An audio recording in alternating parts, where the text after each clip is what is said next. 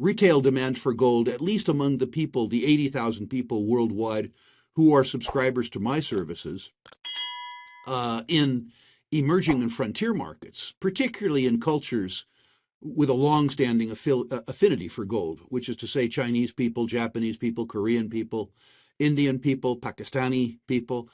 That interest is very strong.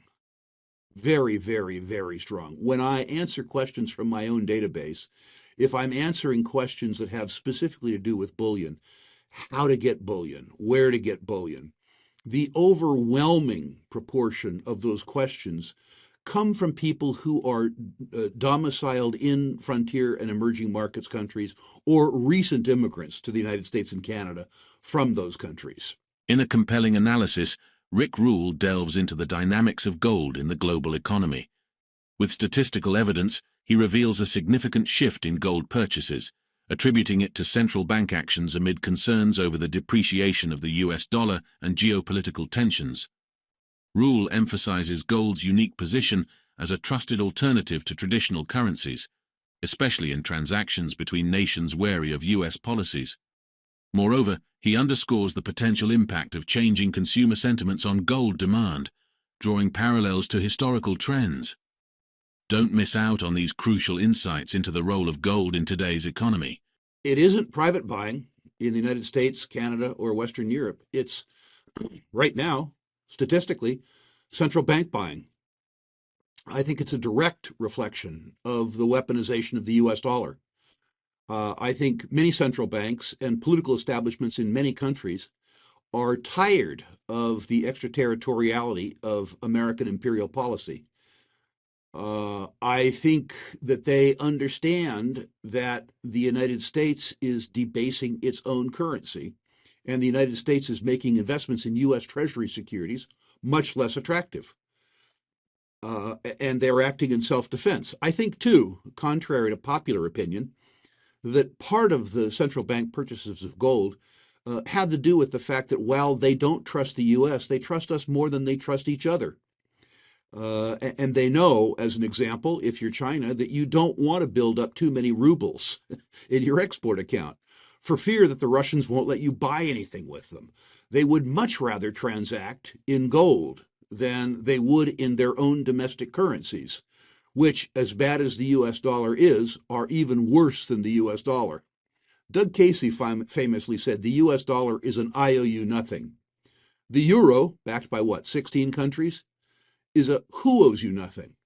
And the BRICS currency, the proposed BRICS currency, is in that context a nobody owes you anything. So the alternative for economies seeking to do business with each other outside the SWIFT banking system, outside the US dollar, really comes down to gold, gold, gold, or gold. If you see a circumstance where the retail investor, particularly in the United States and in Western Europe, comes to be concerned, as they came to be concerned in the early part of the decade of the 70s, about the deterioration of the purchasing power of their savings in euros or in US dollars, then you will see follow-through buying of gold from individuals. When that happens, as happened in 1972 and then again in 1976, I think the top is off. Whether that happens in 2024, frankly, your guess is as good as mine.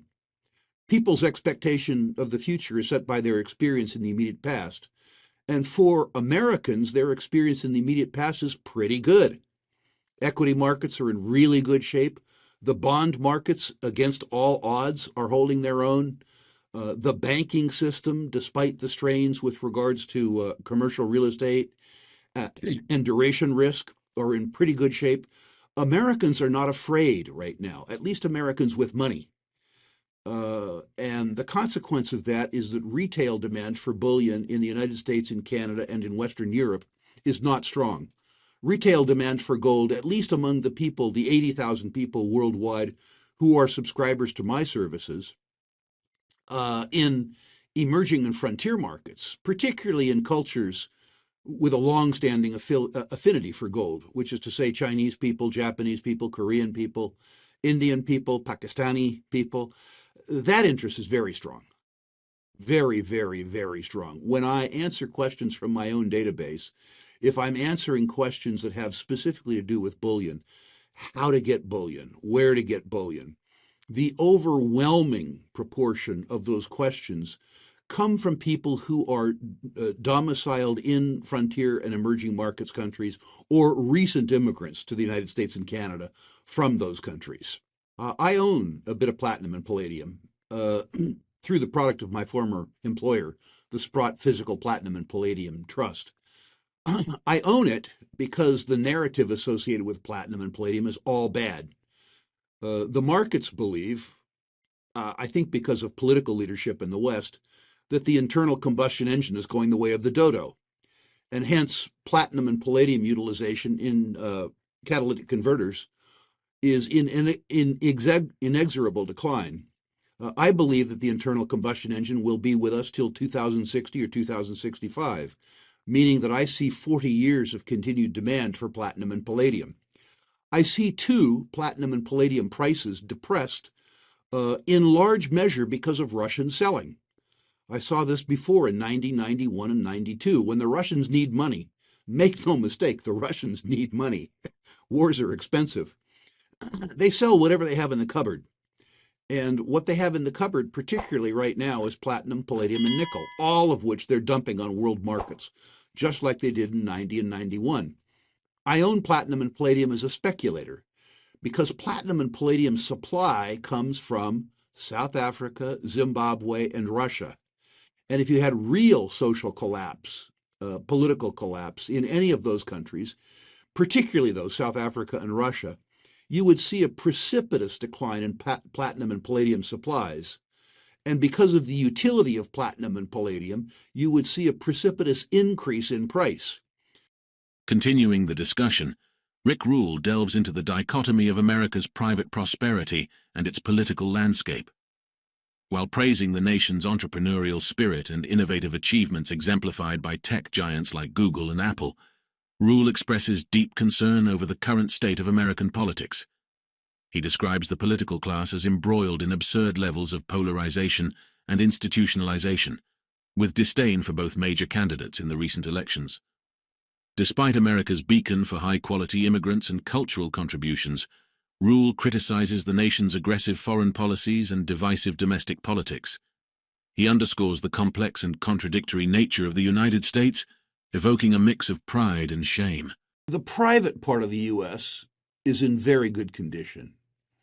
The Magnificent Seven is an example of the manifestation of American culture and ingenuity.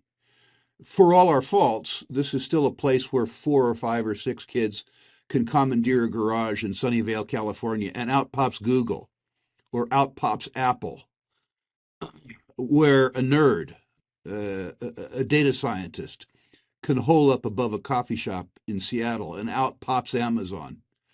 The truth is that America's private prosperity is in spectacular shape, but the collective, the political collective known as the United States, is an absolute disaster.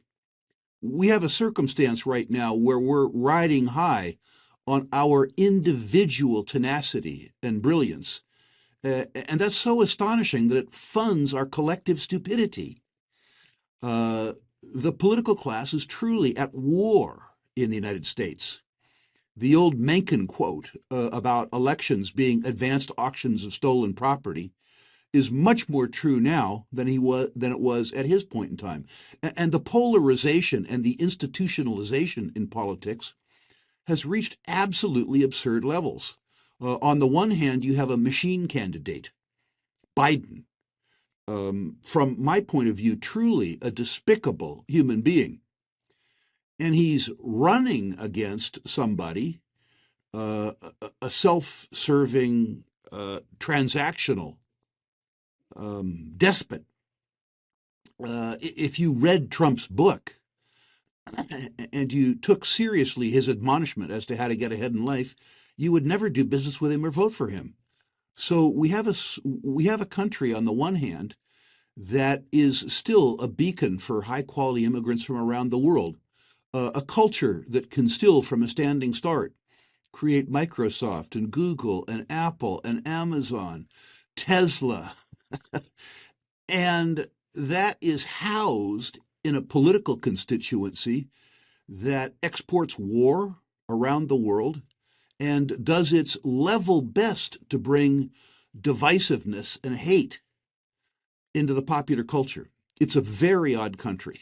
I'm I'm simultaneously proud and ashamed to be an American. When I look at the Magnificent Seven and I look at the tremendous contributions to humankind that have come out of American ingenuity and the private side of American society, I'm insanely proud. And when I look at the spectacle of American politics, when I consider the fact that our defense budget is larger than the combined defense budgets of every other country in the world, when I look at the weaponization of the U.S. dollar and the attempts by the U.S. government to suborn people in other countries to our political will, I'm ashamed.